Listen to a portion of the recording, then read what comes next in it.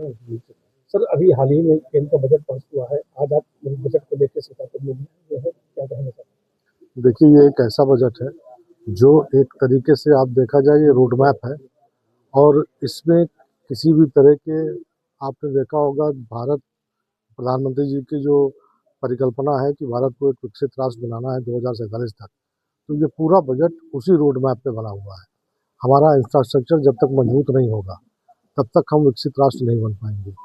चाहे स्वास्थ्य का विषय हो, चाहे कृषि का विषय हो, हर विषय में को लेकर इस बजट को बनाया गया और मुझे लगता है कि बहुत जल्द इस बजट की नींव जो हम लोग मजबूत कर रहे हैं हर सेक्टर में, तो उस नींव को मजबूत करने में हम लोग बहुत जल्द एक तीसरे अर्थव्यवस्था बनने जा रहे हैं विश्व की, और एक भारत 2047 के बहुत पहले ही विकसित राष्ट्र बन के एक विश्व पटल पर उभरेगा। एसआईआर को लेकर अखिलेश यादव ने भाजपा पे उनका कहना है कि जो एसआईआर के माध्यम से 1 करोड़ मतदाताओं के जो है वोट काटे जा रहे हैं, उसमें अल्पसंख्यक को पीडीए के सबसे ज्यादा है और वहां पर भारतीय जनता पार्टी सबसे ज्यादा वोट काट रही है, जहां से भारतीय जनता पार्टी को सबसे बड़ी हार मिली है।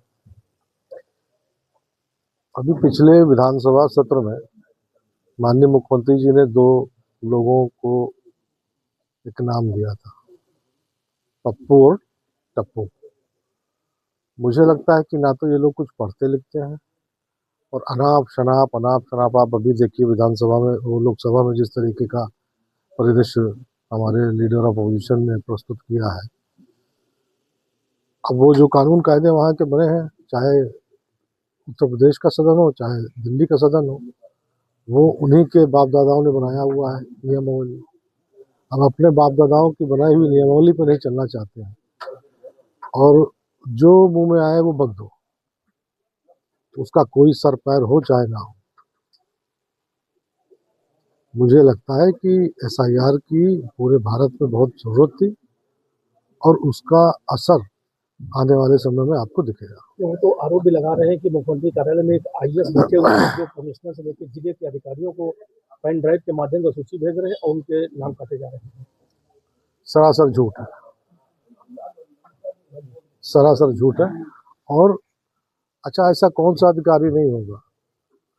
आप ये जो भी अधिकारी जिले स्तर पे जो भी है, वो आज की तारीख में चुनाव से संबंधित या एसआईआर से संबंधित जो भी उनको निर्देश मिल रहे हैं वो चुनाव आयोग से मिल रहे हैं। किसी संवैधानिक व्यवस्था पे उनको ना तो उनको सारे के सारे आप बारी बारी से देखिए, कभी सुप्रीम कोर्ट के पीछे पड़ जाते हैं, कभी चुनाव आयोग के पीछे पड़ जाएंगे, कभी किसी के पीछे पड़ जाएंगे। तो जितने भी संवैधानिक पद हैं उन सब के वो खिलाफ है।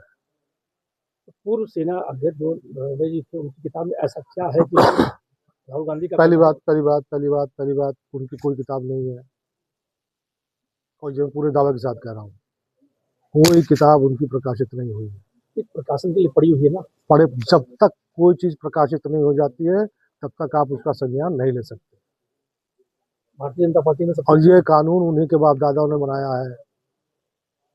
भारतीय जनता पार्टी में सब ठीक चला सर? बिल्कुल, सब बढ़िया है। जिस तरह से अभी एक आपके विधायक ने जो है स्वतंत्र देव सिंह का काफिला रोक लिया और कल उनका बयान भी आया हुआ है।